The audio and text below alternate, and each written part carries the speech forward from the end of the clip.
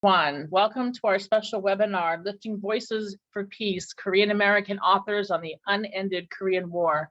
Thank you so much for joining us this evening. Americans were once able to travel to North Korea, and they engaged in a broad range of people-to-people activities, from cultural exchanges to humanitarian work to tourism. But since 2017, the United States has forbidden US citizens from entering North Korea. The Democratic People's Republic of Korea is the only country that US citizens cannot enter. The LIFT campaign is a collaboration among 3 Korea Peace organizations that seek to end the Korean War: Korea Peace Now, Korea Peace Network, and Peace Treaty Now.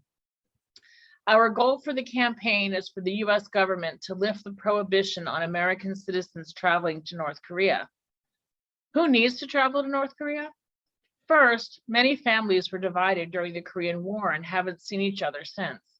Separated family members long to see their relatives, and there is no logical reason for them to be prevented from doing so. Humanitarian organizations need to visit North Korea to continue the very important work they were doing before the travel ban was enacted in 2017. They helped feed hungry people and helped heal those who were ill. Some groups provided medical education and training, technical assistance, and agricultural aid so that North Koreans can also help themselves. Educational and cultural groups from the US promoted peace as Americans and North Koreans engaged in conversation, took part in cultural exchanges, shared food, and interacted as individuals. We look forward to the day when the ban is lifted and we can freely resume all of this work. Lifting the travel ban is an important step for peace because it helps make possible the myriad human interactions that remind both Americans and North Koreans of our common humanity. You can join our effort. Please sign the petition calling on the US State Department to allow US citizens to once again travel to North Korea. The petition is on our page, koreapeacenow.org, and the link is being dropped in the chat. Please consider making a donation so we can continue our efforts to bring peace to the Korean Peninsula. You can join our movement and stay informed by signing up for our newsletter to receive occasional updates about our work and upcoming events. You can also become a member of your regional Korea Peace Now Grassroots Network chapter, or start one in your region to mobilize your community and get involved in the broader Korea Peace movement. Please email our US National Coordinator, Alicia Choi, for more information. Her email is also being dropped in the chat. Tonight's conversation leads us to think more deeply about the troubled and troubling history between Korea and the United States. I hope it will also inspire you to join our LIFT campaign and extend your solidarity for our future actions. Let me introduce our moderator for the author discussion. She is Ji-Yeon Yo, the founding faculty member of the Asian American Studies program at Northwestern University, where she teaches Asian American history, Asian diasporas, race and gender, and oral history. Her book, Beyond the Shadow of Camtown, Korean Military Brides in America, was the first substantive work to link Korean migration to the United States with US militarism. She's a longtime advocate for Korea peace and reunification and currently serves on the boards of Women Cross DMZ and the Korea Policy Institute. Thank you. Thank you so much, Marcy. That was Marcy Tanter, a key member of the LIFT campaign, coming to us from the big state of Texas.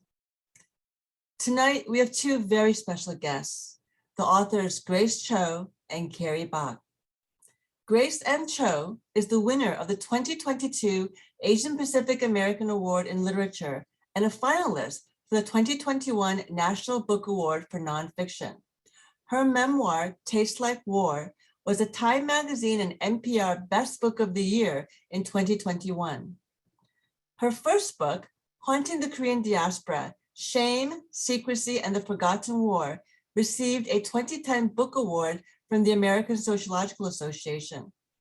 Her writings have appeared in journals such as The New Inquiry, Poem Memoir Story, Context, Gastronomica, Feminist Studies, WSQ, and Qualitative Inquiry. She is an associate professor of sociology and anthropology at the College of Staten Island, City University of New York. Gary Pak is a writer, filmmaker, and activist who draws on his experiences as a third-generation Korean American whose grandparents fled and occupied Korea and arrived in Hawaii in 1905. The author of 6 published works of fiction, including the novels A Rice Paper Airplane and Borderless, he is currently at work on another novel based on the life of Korean independence fighter Yu Hwan-sun. He is the director and co-producer of the documentary Huli, Kokua Hawaii, and the Beginning of the Revolutionary Movement in Contemporary Hawaii. He is a performing jazz pianist in Honolulu and is the subject of director Jin-Won Lee's documentary series on Koreans in Hawaii, Words of Wisdom from the Rainbow State, Episode 1, which can be viewed on YouTube. He taught writing at the University of Hawaii at Manoa until 2020, and now is a professor emeritus of English and a retired member of the Center for Korean Studies. Each author will read from their work. We will then see an original rap video, and then we will turn to a short discussion with the 2 authors. We will also be taking questions from the audience, so please feel free to input your questions in the Q&A. We begin with Grace Cho, reading from her memoir, Tastes Like War. Thank you so much. I am really honored to be a part of this event, and I want to thank all the organizations for this incredibly important work that you are doing, that we are doing together. So I'm going to read from a chapter called January 7th. It is set around the end of 1993, the beginning of 1994. It was perhaps the 2nd or 3rd time I visited her when I first felt winter's quickening breath on my skin. The sky was gray and heavy with snow clouds, and night fell before she had even put on a pot of rice. We sat in her living room after eating, and the low, persistent wail of a siren interrupted the otherwise peaceful silence of our surroundings. "Do you hear that, Grace?" she asked. "What do you suppose that is?" "I don't know. Is it an ambulance?" I knew it wasn't, but I wanted to give her an answer. The noise seemed like it was being radioed in. "Sounds like an air raid siren," she said in an audible whisper. "Have you heard it before?" "Every day at the same time." She began wringing her hands. I was glad to have been there to hear what she heard, so that her reports of air raid sirens would not be filed away as another auditory hallucination, another crazy thing that she did or said.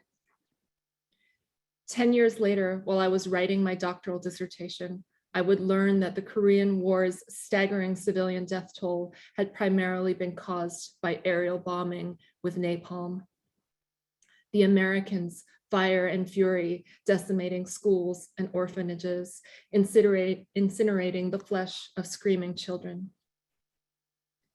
During my next visit, I arrived to find my brother picking up broken glass in front of the entrance. My mother had been on her way to a psychiatric appointment, but she couldn't figure out how to unlock the front door. Then her key had gotten jammed, so she got a kitchen knife, the one she had used for as long as I could remember, to crush garlic and slice bulgogi, and broke the glass out of the window to escape the house. I wondered if she had heard the siren when it happened, if that piercing sound had burrowed into her mind and convinced her that this was an emergency, that she needed to leave now. "How am I supposed to explain this to the landlord?" my brother asked as he surveyed the wreckage. I would leave it to him to figure out the lie. The truth was just too complicated.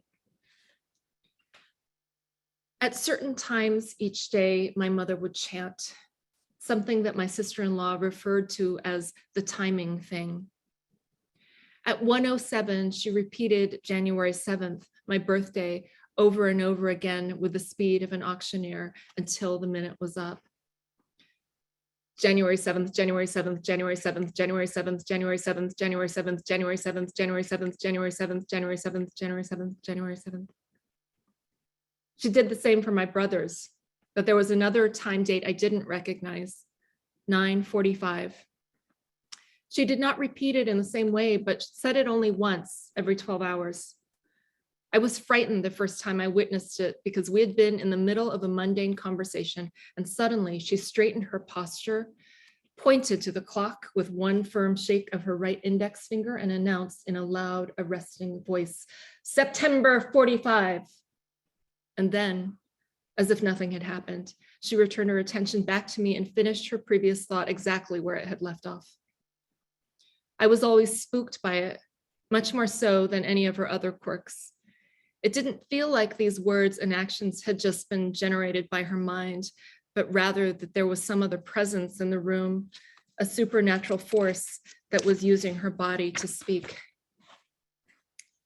The layers of meaning behind the timing thing would begin to unfold that year and for years to come.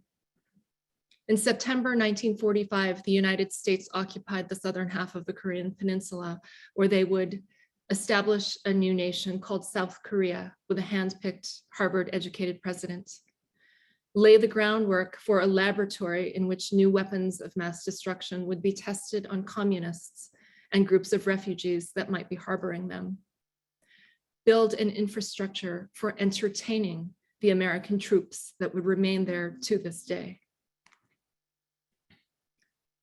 In every memory I have of my mother's first months on the East Coast, I am cold, chilled in her underheated apartment, shivering in the driveway as my sister-in-law stops me from leaving so she can tell me something important. Her words, like incendiary bomblets scattered over my psyche, sometimes exploding long after impact. "Grace, your mom is doing this thing, this panicking thing. Grace, your mom is getting worse. Grace, your mom, there's something I need to tell you." The day before New Year's Eve, she dropped the big bomb, its devastation swift and brutal. I had been staying with my mother over the holidays and was on my way to meet Sandra and Chiquetta at a mall in Philadelphia when my sister-in-law pulled up. She got out of her cream-colored station wagon and began unloading a delivery of groceries. She had taken on this responsibility of shopping for my mother while also caring for my infant niece. In retrospect, I see how the stress of the baby and my mother, two new arrivals with completely different needs, must have worn her to the bone. "Are you leaving already?" she asked. "I'm just going shopping for a New Year's Eve outfit, but I'll be back in a few hours." Her face showed the strain of sleepless nights. "Grace, your mom, there's something I need to tell you." "What now?"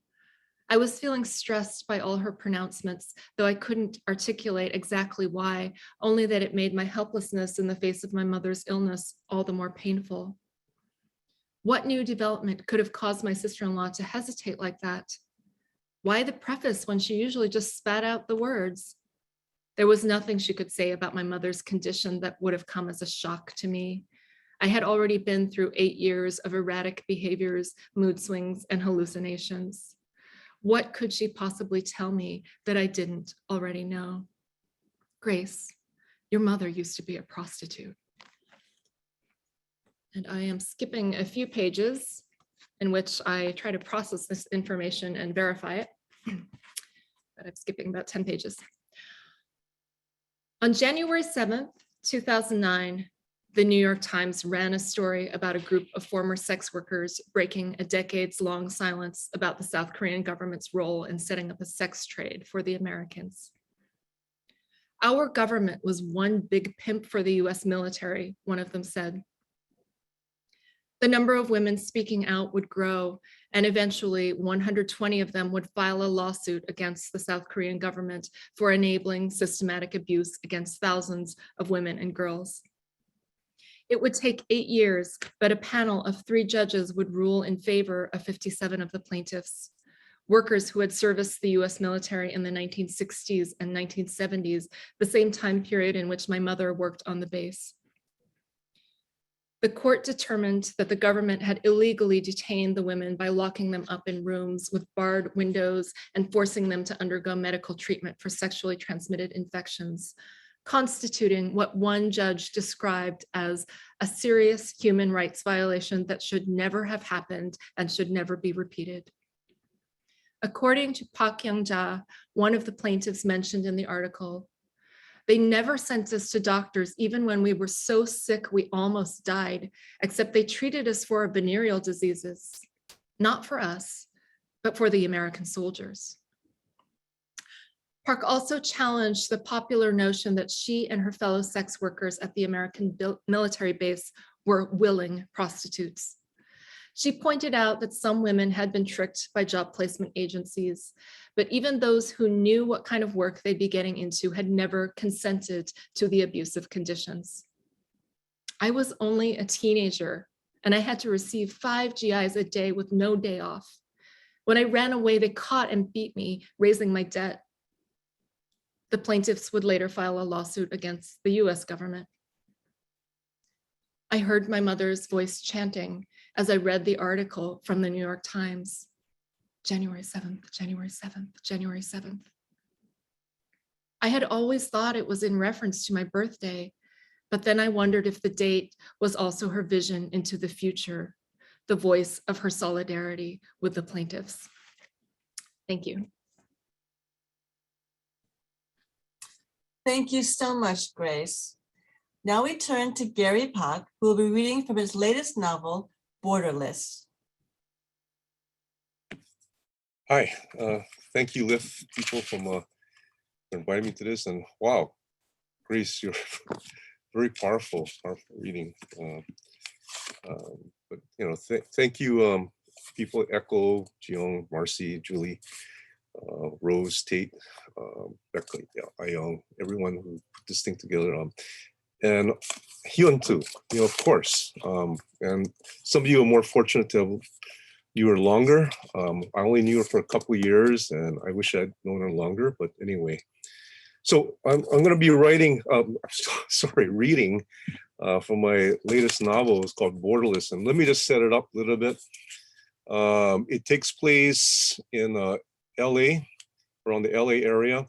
And it takes place in the 2050s, 2060s. So it's like, you know, 30, 40 years from now. And there's 2 main characters. The main character is a guy named Christopher Bulasan, and another character is Sora Ri. And I'm going to read parts from the first chapter, then jump to the second chapter, and I'm going to try to give you some, you know, context as well. So Christopher and his brother, actually his adopted brother, Willie, they just experienced their father, they're actually their foster father's passing. And it begins with the father's last utterance before he passes away. The resistance is real. We are not going away. Those were his last words. He took a deep, shuddering breath, and that was it. He died. We called his name, shook him a few times, but after about 10 or 15 minutes, we figured out life was not in him anymore. Willie looked at me and said, "What are we going to do now? What do we do with the body?" I gave him a queer look. "What? How can you say that? He gave us our last meal. How could you say that?" Willie looked out the window. The lower pane cracked like a lightning bolt. "Hey, he lived and he died," he said. "I can't be bothered by his dying. Hey, I gotta live. We gotta live. We got all our lives ahead of us. I'm 17. I'll be 18 in a couple of months. You're 15, right? We gotta go on and survive in this fucking hellhole." He told us to feel this way. Yes, hellhole it was. A real hellhole. But Dad was good to us, even though we didn't know most of what he was about. And in a lot of ways, he made sure this hellhole was not a hellhole for us. No, he was not our real dad, but we called him Dad. That's what he wanted us to call him, Dad. Not sure if he ever was our dad himself, but Dad said right after the first time I met him that his name was Dad. So I called him Dad. I told him my name, Christopher Bulasan.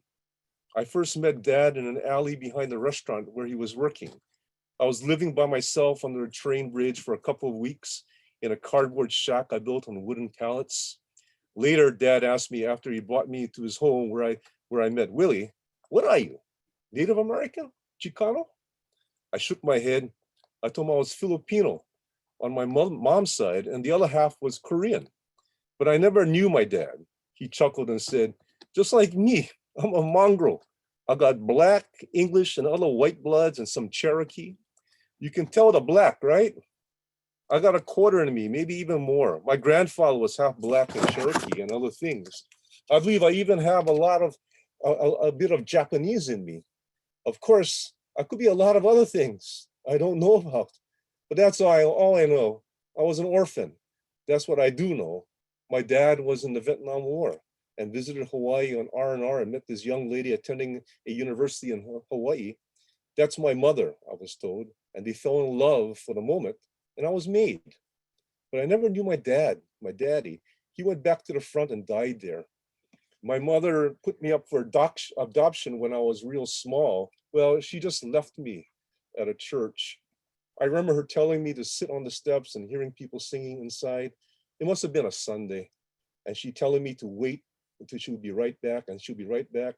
She never came back.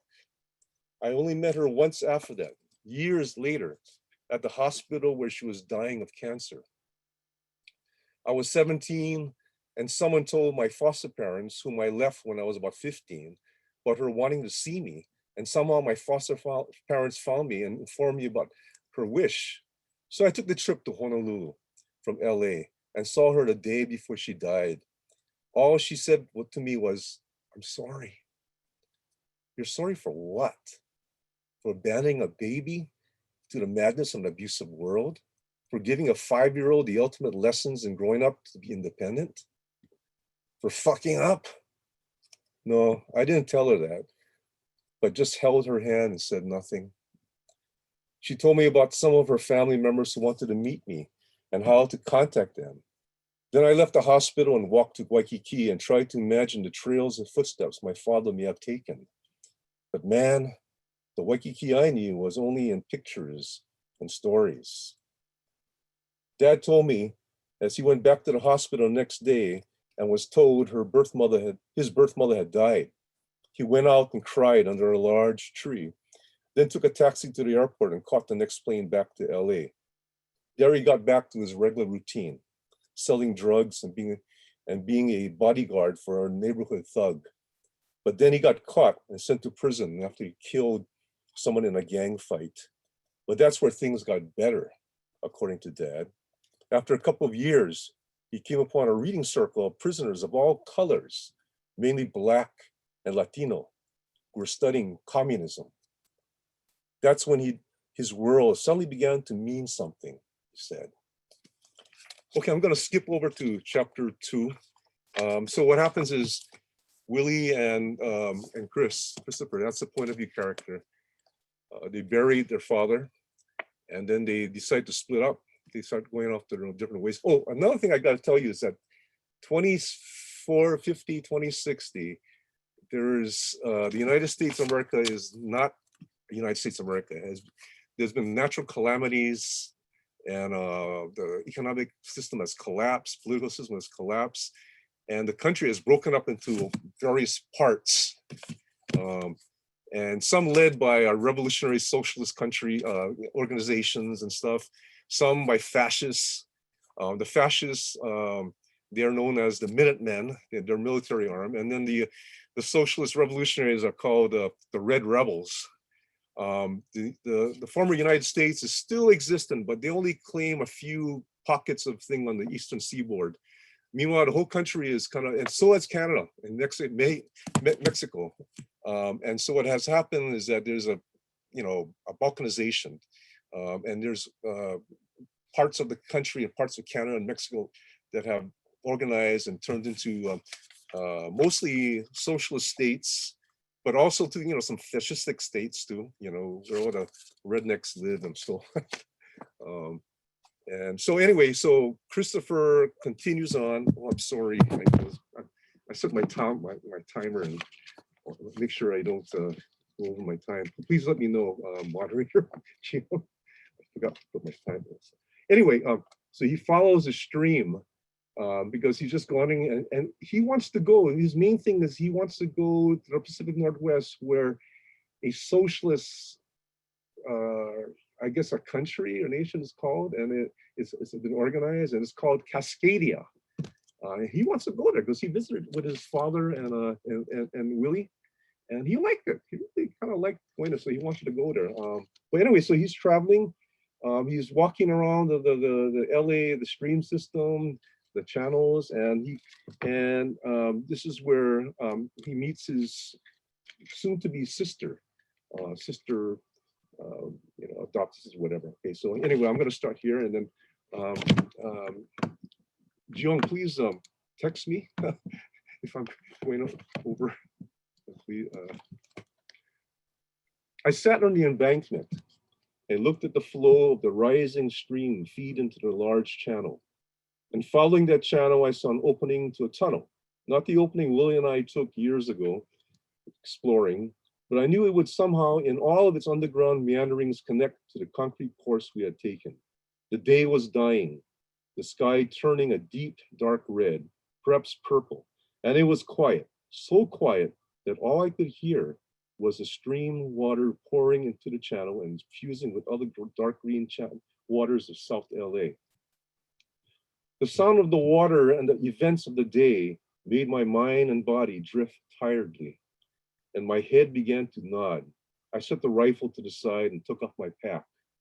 A dog started barking far away across the main channel, and then the barking stopped. And all I could hear was the streaming water again, and my mind began slipping from being in the now.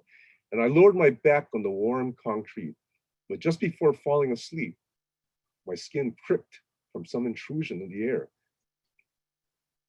I sat up and grabbed my rifle, switching off to safety. A movement in the corner of my eye caught my attention. I turned to the right, my index finger ready to pull the trigger. About 30 feet away was a child in short red dress, barefooted and legs dangling over the embankment, just holding something like a doll and seemed oblivious to my presence. What? She was looking in the direction of the sunset, the color of the sky now a darkening indigo.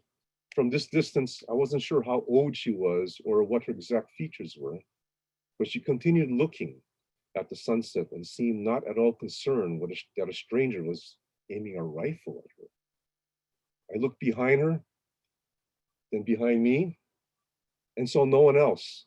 I lowered my rifle, resting it across my lap, and tried to focus on the girl's eyes, watching the dying day. She turned to me for a moment, then returned to observe the sunset.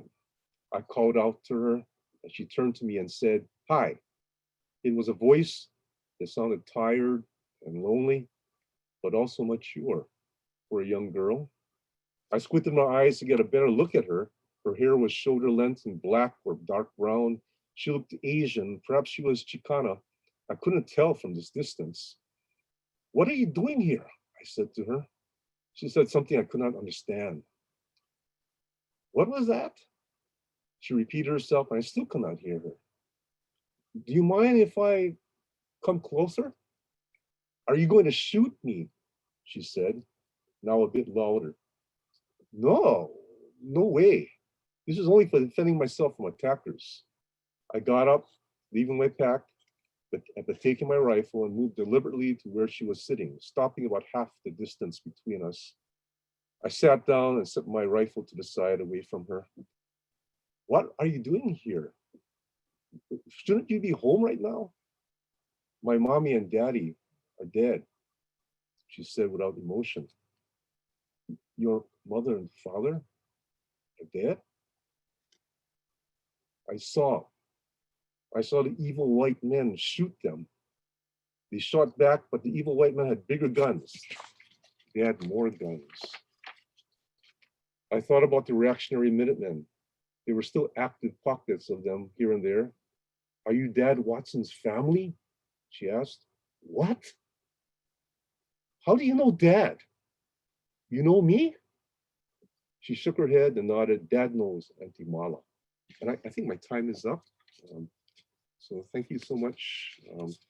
So he later finds out that her name is Soda Ri, and she is mostly Korean and a little bit of Vietnamese. And again, this is in the 2050s, 2060s in LA, and LA is in the midst of turmoil, but there's pockets of resistance, and good resistance, I think.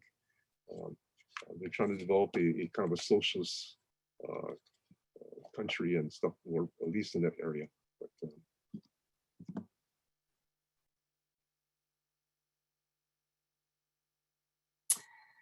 Thank you so much, Kei Jang-gu, for that great rap video. Let's begin our discussion with a question for each of our two eminent authors. I'm going to start with Grace. Grace, your memoir evokes family with such sensitivity and lyricism. And of course, for Korean Americans, the Korean War's legacy of separated families has been so painful. But in what other ways has the war forced families apart? I wonder if you can speak to that for a moment. Yeah, so I'm happy to see the tribute to Hyun. I know that a lot of us are thinking about her tonight. She's very present here because I want to actually think back to Still Present Past. When we worked on the performance for Still Present Past, it was me, Hyun, and Hosu Kim, and Hosu actually introduced that idea to me because we had a character in Still Present Past from Hosu's piece that was a birth mother. And so as she played this character, she had this line that was something like, do you know who the separated families are? They're me, birth mothers, and our babies that we sent away for adoption. And so, it really sort of like expanded my understanding of how we can think of the impact that the division of the peninsula and the Korean War has had on so much of the diaspora, right? So, I mean, the most obvious form of the separated families are those who are not able to cross the border. But all of the birth mothers whose children went westward also have a sort of a parallel psychic wound of decades or sometimes lifetimes of pain and longing, trying to find each other. And so it really sort of felt it as we were doing the performance together in Still Present Past. And that parallel sort of allowed me to look at my own research in this way, as did your book, Jian, because Beyond the Shadow of Camptown made me understand that the isolation that my mother experienced as the wife of a white merchant marine going to a small xenophobic all-white town in the United States was actually not that unique. It was just sort of the social fact of the Korean diaspora, but it was something that we didn't talk about. And the fact that these women were shunned from Korean society as well as Korean American communities, it means that these families are also separated families. So, reading your book really helped me to make sense of my mother's lifelong separation from her family in Korea, because the last time we went there together as family was in 1976. That was the last time my mother ever saw her sister. And so she never saw her again after we went for that family trip. And so in the case of my own separated family, my mother's mental illness also reinforced that separation by preventing her from traveling, and then also creating these new divisions within my family, between me and my father, me and my brother, all of these divisions around my mom's mental illness. And so as I wrote in Tastes Like War and as well as in some of my other work, what we perceive as individual mental illness is often the result of state violence. And so my mother's mental illness was at least in part caused by the Korean War and all of the, the post-war societal arrangements that put her in harm's way. And so, I think it's very useful for us to think about separated families in these very broad terms and to understand that so much of the diaspora has experienced this, right? Yeah, that's so powerful, Grace, to think about that, to think about all these ramifications of the Korean War for your family and for many other families. They're very diverse, but yet connected families of Korean Americans and Korean diaspora. My next question is sort of riffing off of that is for Gary. Your novels and short stories have delineated the experiences of Korean Americans, particularly in Hawaii. And when I read your work, I can feel the ways that the Korean War lives and breathes in your writing, in your characters, in the experiences that you put your characters through. Can you tell us a little bit more about your latest novel, Borderless, and its connections to legacies of the Korean War? And I ask that because at one level, the novel, it's about 21st century revolutionaries, right? In a post-apocalyptic North America. And so at first blush, it's just like a real departure from the rest of your work. And yet I really feel that there are all of these connections to the Korean War that pop up here and there in that novel. I wonder if you could tell us a little bit more about that and about sort of what you were thinking when you wrote that and how you connect your latest novel, Borderless, to the Korean War. Sure, thanks for the question. Tough question, but in Borderless, there's a lot of people who are been dislocated, and you can see that in the different ethnicities of what each person. I mean, one person is not just one ethnicity or race or whatever. There's a mixing, and you got to go back to turn of the century when U.S. imperialism went all over the world, and before that was British, French, and then Spanish and whatever, and but turn of the century, they overthrew the Hawaiian nation, and they annexed Hawaii, and then in Cuba and Philippines and so on, and continue on to the Korean War, and World War II, all those world wars were imperialist wars. They weren't fighting for democracy. I mean, that's crazy. That's really a lie. And so in Borderless, it's almost an extension. It's 2050 now, 2060, around that era, and this country is built on capitalism and imperialism and ripping off peoples of the world. It has got into a crisis, a huge crisis. We have it right now, in fact. What's going on.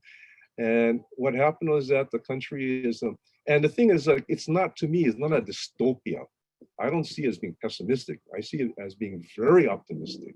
That it's a very optimistic time where we can change the world and we can make the world a better world. And so that's why Christopher and Sora, Sora is the character, the female character at the end of my reading part, and she's 8 years old.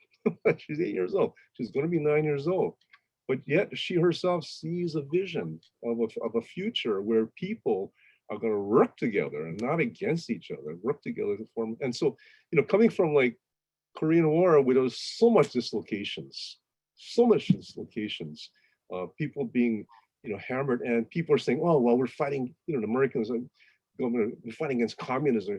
No, they're fighting for to make the rich men in the rich males in America richer and stuff. I mean, that's a big lie. So again, these imperialist wars have created so much dislocation and it so much turmoil for everybody.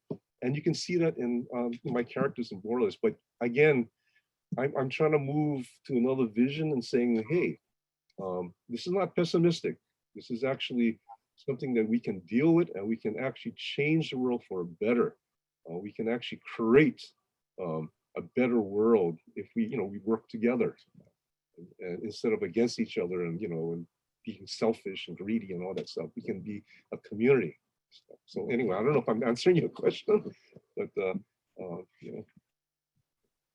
Yeah, no, that's so interesting, Gary.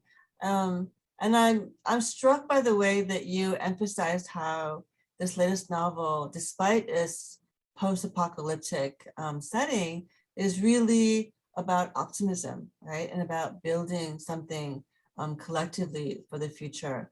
And I'm wondering, considering where we are now with the unended 70 plus years Korean War,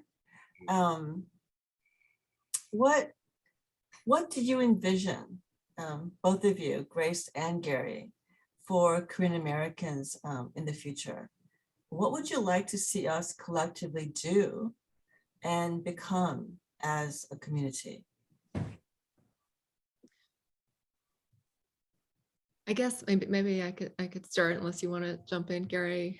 So I would like to see more inclusiveness, because my own relationship with Korean American communities has been a little fraught because of the fact that I'm biracial.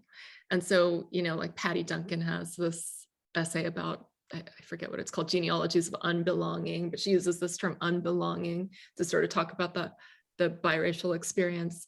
And when I think about my work over the years and the way in which I've connected with Korean American communities, they've always sort of been these communities of outsiders in one way or another. It's like, usually queer, adoptees, or other groups that sort of disidentify with the mainstream. And so I think I want to see more inclusiveness around the collective, right? And I think maybe more important is to sort of think about and recognize the ways in which shame is often used as a mechanism of control to disempower us. And I would like Korean Americans to denounce that shame, because I think about my work and how it has been so controversial within my own family, for example, or I know, Jan, we've talked about how some members of the community will say you're not supposed to air the dirty laundry, but I think that we need to do that and reframe exactly what we're doing, not as airing dirty laundry, but denouncing this mechanism of control, which is getting us to feel shame about the past. And trying to stigmatize these things that are actually very important to talk about, from which we can learn and grow and maybe, rebuild, as Gary is suggesting, right? So if you face the devastation and face the legacy of the unended war. Right? And so I know that's not a very concrete answer. So I'm not an activist primarily. I'm more of a thinker about these things. So. Yeah, that's great. I think what Grace is saying is very concrete. I think even like, for example, in the progressive movement, there is a kind of a sense of being excluded, or even guilt tripping people, and stuff like that. And I think the bottom line is, if you unite with people, if you look at the future and say, hey, in order for us to survive, we've got to, live together, And of course, there's some people that 1%, 2% or whatever that, are not going to go along with it. Like that guy who just bought Twitter and stuff like that, stuff like that. I don't, but I think that we got to be looking ahead. We got to be having a vision of what can we do ahead. And for me, it was like, back in college days, and I think coming back home to Hawaii and joining the movement, we studied a lot of banded works, a lot of like socialist and Marxist kind of stuff, and which gave a lot of us in the movement a vision, that, okay, and some of this stuff didn't work in some countries, right? You look at some of the, look at China, for example. At one time it was revolution, and now it's just a social imperialist country, maybe just as bad or worse than American Russia, but the point is that we still got to keep to that vision, and I think the internationalism is such great. I was at Hyun Lee's the memorial, the Zoom thing, and I was just, wow, I wish I had known Hyun longer, because she was involved in all kinds of things. Yeah, a lot of Korean issues, but she was involved in a lot of the workers movement in New York and in Palestine. I saw a lot of things, and I think that's how we have to see each other. We have to see each other as as we're part of this international movement, and we have some particularities, yeah, but that's okay. That's okay for us to be different and different kind of. I think that we were talking in this warm-up thing for this webinar, and I think Grace brought up the thing of the diversity of stories. We have to have these diversity stories, and we have to appreciate and respect them, and celebrate them. What I mean by celebrate is not to have a party. Oh yeah, I'm this and that, but to celebrate the diversity we have, we carry, and we bring in, and so that we can we can see ourselves more as a sense of humanity kind of thing. Again, internationalism. I call myself an internationalist. Yeah, I'm proud. I'm really fiercely proud of my Korean roots, my roots from Hawaii, whatever. But I'm also consider myself an internationalist. That kind of thing. And so. Yeah, both of you are really arguing for a vision of Korean American community collectively, right, broadly, as being really, really diverse, right? And I think that both of you are pointing out a really important legacy of the Korean War that maybe we need to pay more attention to. And that legacy is the diversity of Korean Americans, right? So because of the Korean War and the ongoing US troop deployment in South Korea, we have still today South Korean women marrying American soldiers and immigrating to the United States as their wives, and which these mixed race Koreans, Korean Americans coming from those marriages were among the first mixed race Asian Americans to really be like a significant demographic, right? To be a significant category group. Right? Adoptees, international adoptees, also a consequence of the way that the United States reacted to the war in Korea. Mm-hmm. And this makes Korean Americans really, really diverse, right? And it's something that Korean Americans broadly, in general, need to recognize and embrace much more intentionally than we have so far. So I think that's a really important thing that you guys have pointed out, and it's very concrete, right? Yeah. Going back to that idea also of separated families, I mean, as you're talking, I was also thinking about language loss, because I know that among both biracial Koreans and adoptees, there's always this, this longing to be able to speak Korean, and how that has sort of separated us both from family members and from, other parts of the Korean American community. So yeah, so I think that just sort of to reiterate the point of diversity, that, even if you're a Korean who doesn't speak Korean, you're still part of the community, right? Yeah. And to really make more of an effort to sort of bring them in. Yeah.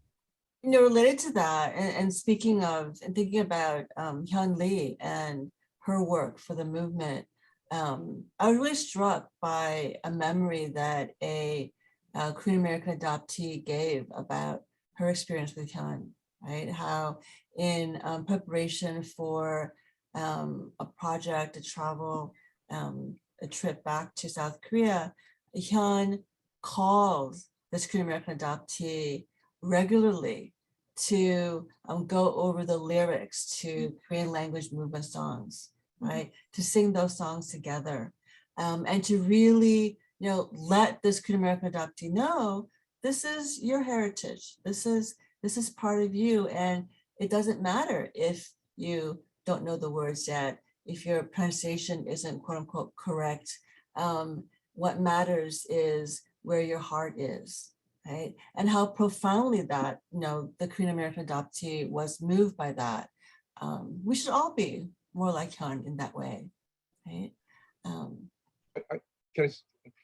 I also think, in addition to that, is that we should not be worried or fearful of creating new culture too, on top of these older traditions and stuff like that. And some of this stuff that we need to kind of actually rebel against. Some of these, like I think people were saying, but also too that we have to create new culture. We have to create new things. Like that rap thing. Cool, man. So I think that's the important thing. It's a really important thing that we appreciate and we respect, and of course we have to be critical. Yes. Yeah. Thank you. So I know both of you have touched on this already a little bit in your comments today. Wondering if you can speak more directly to how your writing not just the two books that you read from today, but just your writing overall. How your work interrogates white supremacy, anti-Asian racism in particular, and US militarism. Yeah, I think that in the US today, there's sort of an assumption that, white supremacy is a domestic problem and US imperialism is a problem over there, I think, without sort of looking at the connections between the two.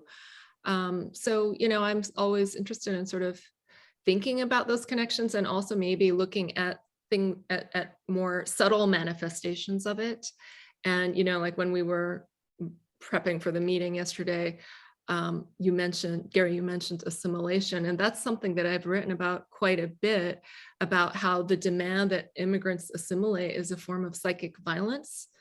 But also, there's the sociological assumption that Asian Americans are quote unquote honorary whites, which sort of implicitly, states that whiteness is superior to Asianness, right? Or else why would it be called an honor?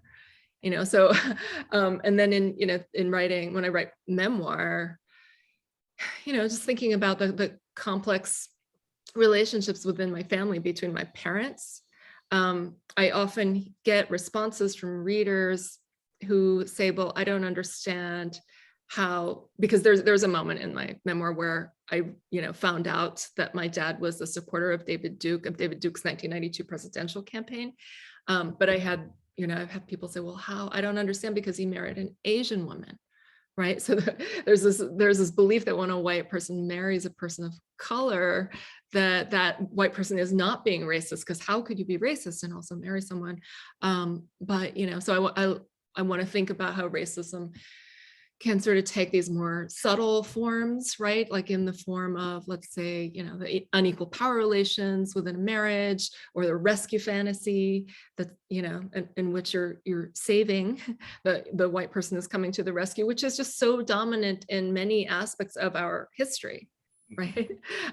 Going back to what you were saying earlier, Gary, about like how democracy is not a gift, right? It's not a gift that's bestowed by the, by the imperialist forces, right? Yeah, again, I like to just say something about the MAGA, MAGA. America was never great. Okay, it was never great. It was great for maybe that 1-2% that people were founding, but the rest of the people, the indigenous people, the Native Americans, the Hawaiians, whatever, they were, their land was taken. African Americans, to this day, people of color are so oppressed still yet. So America was never great. And again, I think that we got to see, and you talk about the subtlety of these racism like that too. I mean, yeah. A racist person, white supremacist to take on a person of color. But, that was happening back in the slave days, where the white masters would, whenever they wanted, have sex with their slaves, they could do that. And it's a kind of, the power relations. And again, it's a power kind of thing like that too, And, if you don't, people don't oppose that kind of stuff. And in some ways, what you're saying is that you're colluding with it. They're saying, hey, okay, yeah, it's cool. I'm a liberal, blah, blah, blah. I'm not going to do anything. But, I'm not going to, it's not my power to do something. But if you don't actively do something about it, that means you're part of it in a lot of ways. That's how I kind of look at it. But and again, it's going and really taking apart history.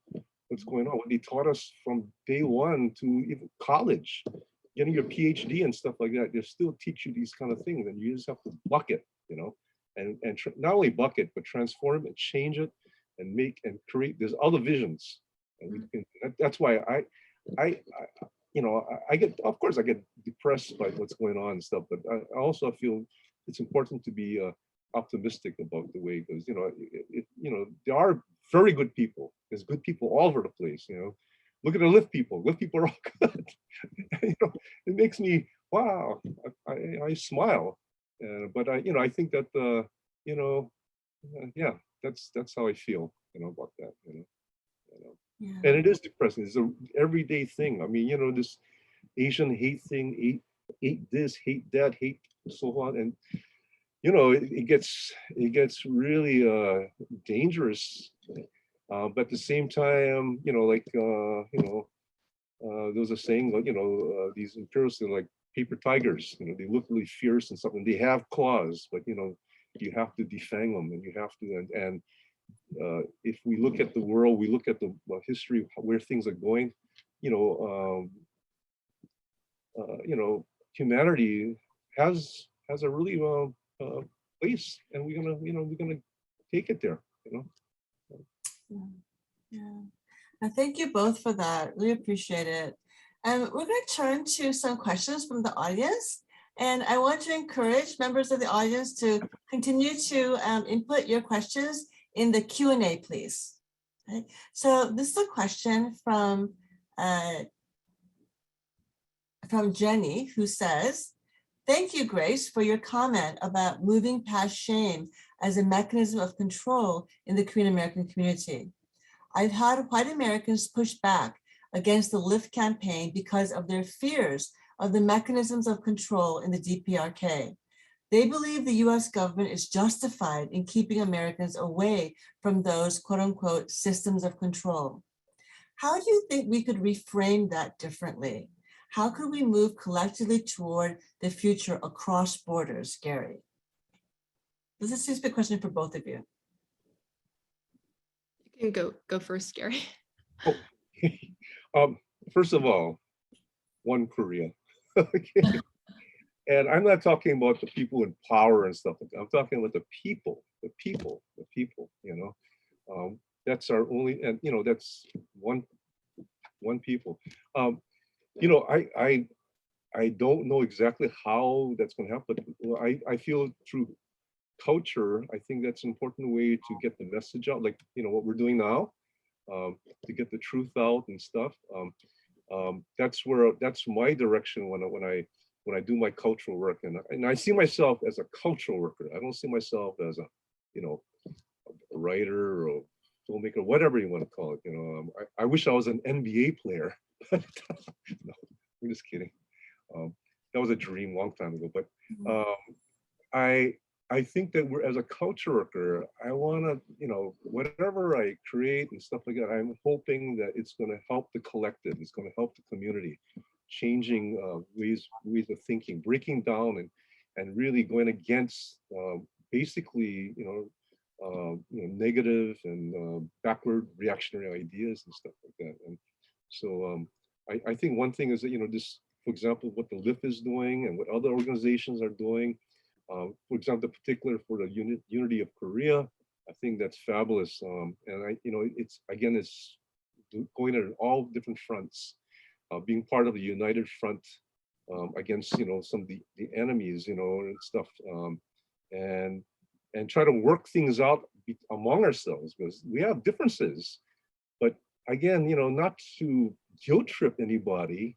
Don't guilt or exclude somebody who's actually, you know, part of the resistance, you know, but to include and to work these things out, you know, to be constructive, have constructive criticism, and to, you know, be part of a united and, you know, united front. And, you know, we're 90% of the population, you know, we have a lot, you know, so, you know, yeah, I don't know if that's answering.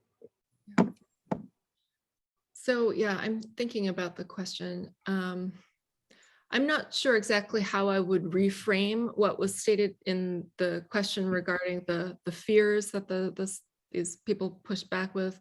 But I think it's really important to remember that the sort of the master narrative that we have about the Korean War and US-Korea relations really depends on most Americans not seeing or not understanding, you know, like what the history is, not seeing the, conditions on the peninsula. And so it seems to be like politically in the interest of the US to not let Americans travel there. And so I would hope that you could push back again to those people who were raising their fears to say that perhaps, you know, they are sort of repeating, you know, some of the rhetoric that circulates about North Korea. rather than making a statement that is actually based in empirical fact. Yeah, thank you for that both. So we have a question from another attendee who says, would you be willing to speak to the role of grief in the work that you do or the work that is to be done? So either or both, in terms of grieving collectively experienced violences like war, and also other kinds of loss, like the passing of family members or a beloved organizer and friend like Hyun. Mm-hmm. Yeah, I mean, grief is really important to me in my work and also in my life more generally, because we live in a grief averse society here in the US, right? If you are grieving for more than 2 weeks after the loss of a loved one, you can be diagnosed with a mental illness according to the DSM, right? So like that's sort of gives you an indication of how it's frowned upon to grieve openly or for a long time. But I have always seen it as an act of love, right? An expression of love for those we have lost, an expression of communion with others, and also really necessary to political work, because we have to remember those who have been lost to state violence, right? Because the state doesn't want us to grieve openly about them. And so I think it's an act of remembrance in a way that is the most respectful kind of remembrance that we can offer to those people.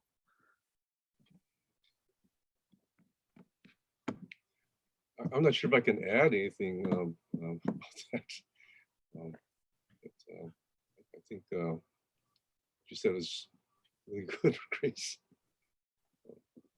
Yeah. Grace, I'm struck by what you said when you say that the state doesn't want us to grieve and that grief is an act of remembrance. So what are the reasons you think the state does not want us to grieve? I think because there are so many people who are lost because of either direct state violence or negligence, right? So because I think that the act of grieving is very powerful, especially when you do it in communion with others. Mm-hmm. And it allows you to sort of open yourself up to curiosity about what has caused this Mm-hmm. loss, right? In a way that is, bigger than just what might be happening within your individual life or family, right? So I think it's a way of sort of shutting down a sociological view of the world through grief, right? Yeah, that's a profound observation. Thank you for that, Grace. We have a question from Douglas in the Chicago area who asks, can you talk about how differences in religious upbringing affect attitudes among Korean Americans to the idea of ending the war and reunification? I don't know that I can answer that one. Yeah, me neither. One thing, I'm not religious, but yeah, I don't know how to answer that, because I think Grace is more qualified than I am. What was that? I think you're more qualified than I am, maybe. Oh. I really don't.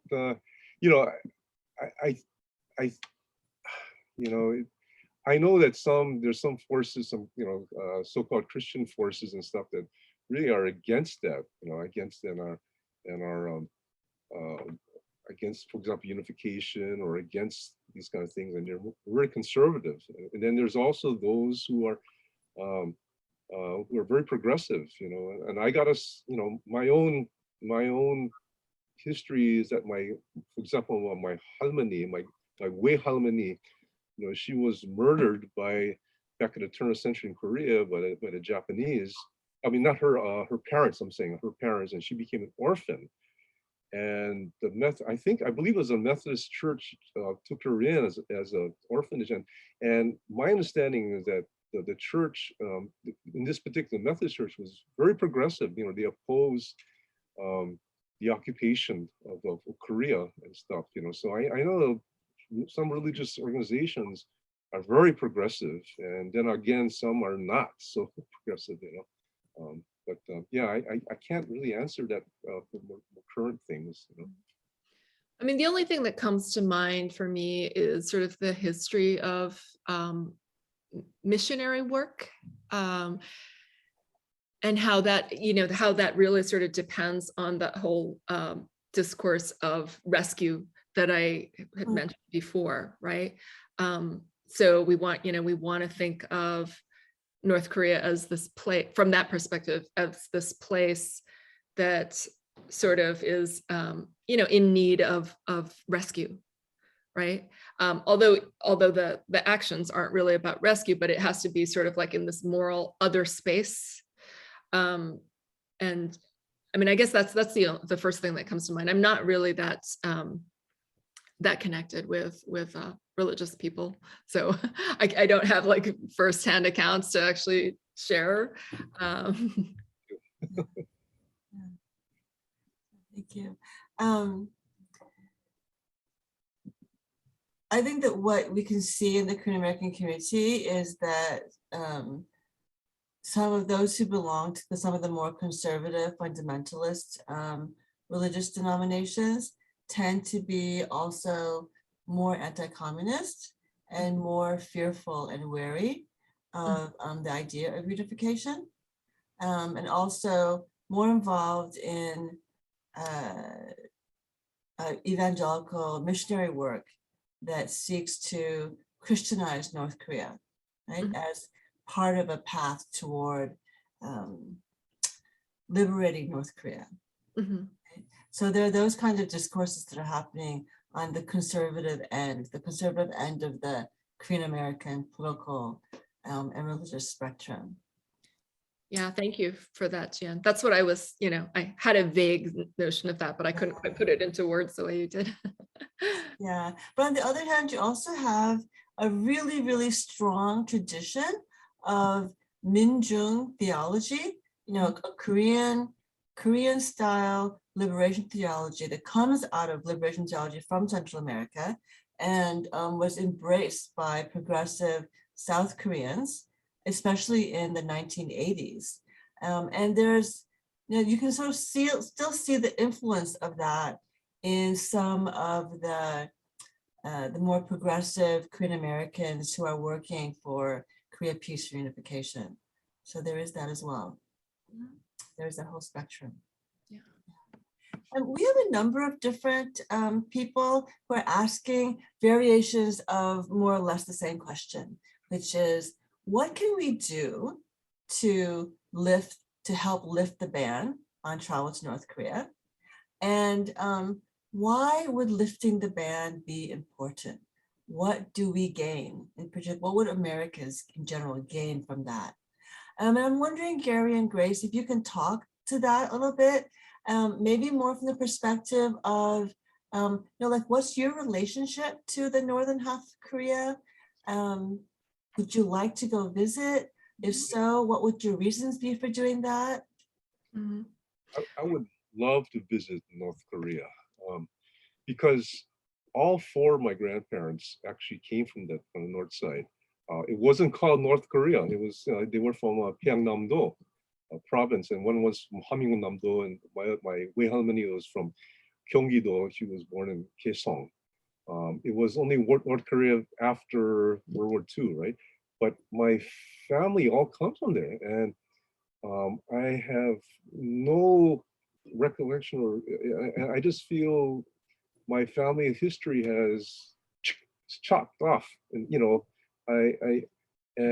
I know I have relatives there, and my ancestry of that. But it's like, I read an account of the Korean War, where one of the things they did, U.S. bombers, they just bombed the crap out of North Korea, and they bombed all these dams, and they destroyed huge villages. I mean, it was like, one account was like a 20-foot tidal wave went down the landscape and destroyed everything in its path. And I'm just thinking, gee, is that my grandfather's village?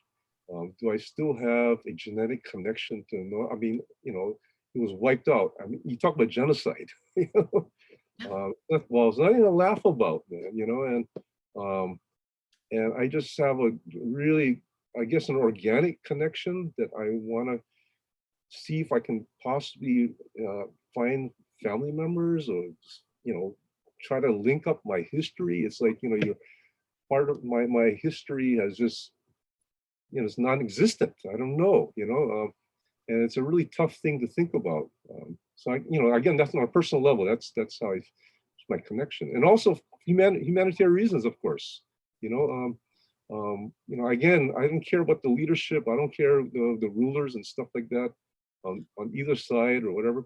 But you know, the people, you know, they're everyday people. You know, I was able to meet North Koreans in South Korea, and when I took a trip to Siberia, I was able to meet, you know, and they're everyday people. They don't have horns, you know, they don't have fangs. They're not going to go and suck your blood and stuff like that. They're just everyday people trying to make a living, trying to eat, and you know, and enjoy their family together, and drink a sip of soju and this whatever. What's wrong with that? You know, and just, you know, there's so many humanitarian things that that can be opening up, should be opening up, but it's not because of the ban. Mhm. Yeah, and I'm glad you used the word genocide, because I don't think that that's too strong of a word to describe what happened in North Korea during the Korean War. I mean, because the civilian death toll was like, what, it was like almost a third in the north, you know, where they obliterated entire cities, right? Like Pyongyang, there was like 10% of Pyongyang left after one of the attacks. It was Operation Insomnia, I think. It was relentless bombing every day for 30 days and 30 nights, right? Until there was only 10% of the city left. And so, you know, that is a huge wound that we have to heal. You know, and as a community, I don't think that we can heal until we take steps towards normalizing relations between North and South Korea, and also, you know, lifting the travel ban as well. And, you know, I get, just listening to you talk, I feel very emotional, because it's like, even though I don't know if I have family members there, I might, I don't know for sure, but just the possibility of it just reminds me that this is a transgenerational wound that gets passed down through the generations from this war. I guess within my own family, there is a story of my mother's eldest sibling, he was 20 years older than her, disappeared during the war. No one ever saw him again, and no one ever talked about him, right? So it was just the silence in my family for many, many years.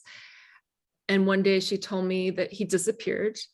And then a few years later, my aunt said to me, well, maybe he's still alive. Maybe he's in North Korea. Do you think it's possible that he's still alive? And so I think in every single Korean or Korean American family, there's a story like this, because I think we all have that missing person, and that we're not able to actually, I guess, going back to grieving, we're not actually able to grieve that person until we have some sort of a story about what has happened to them. So, you know, this is about much more than just traveling. It's about spiritual healing. And so I think that this is just one small step towards that. And thank you for that, Grace and Gary. You know, I also want to point out that in the 1970s and 1980s, more than 50% of immigrants from Korea into the United States were originally from the North. Right? Oh, yeah. And these were young adults, middle-aged adults, older adults who had been refugees from the North to the South during the war, and who found that because of extreme anti-communism in South Korea, because of a lack of social networks, because their school alumni networks, their village networks were all in the North, that they had a very difficult time making a place for themselves in the southern half of Korea. And when the opportunity to immigrate to elsewhere came up, disproportionately, those who had been from the North became immigrants to Germany, to Latin America, to Canada, to the United States, right? So what this means for Korean Americans is that really a majority of us have some connection to North Korea. whether or not we actually know exactly what that connection is. Mhm. Mhm. Um, Yeah, I'm glad you mentioned that because it also reminded me of when I was, was a young adult and teenager. Everybody I met who learned that I was Korean would ask me, "Are you from North or South?" Right? But also always in this sort of very judgmental way, and that when I said South, it was the right answer, right? And so now, of course, now as an adult, then it dawns on me what that experience must be like for someone whose family came from North Korea, right? That there's always this kind of stigma, this fear, this internalized judgment of being the bad Korean, right? yes, yeah, exactly, exactly. Well, I want to turn this over to Juliana for our ending. Thank you so much to the audience for your questions, and to Grace Cho and Gary Pak for their work, their insights, and their conversation today. And let me introduce to you Juliana Guaglianono. This wonderful young woman received a bachelor's degree in international relations with a thesis titled Advances and Setbacks of Inter-Korean Relations. She speaks 6 languages, including Spanish, English, Italian, Portuguese, French, and Korean. She is a co-coordinator of Korea Peace Now's LA chapter and a member of the LIFT campaign and its study group. Please welcome Juliana. Thank you so much for introducing me to you. As Jian said, I have been curious about the Korean Peninsula for years. Consequently, I became involved in all possible spheres, including studying Korean language or making my thesis about the Korean issue. The drama of the Korean diaspora reminds me of my own family history. My Spanish and Italian grandparents escaped the war and arrived in Argentina, desiring to build a new life, but hoping to reunite with their families at some point.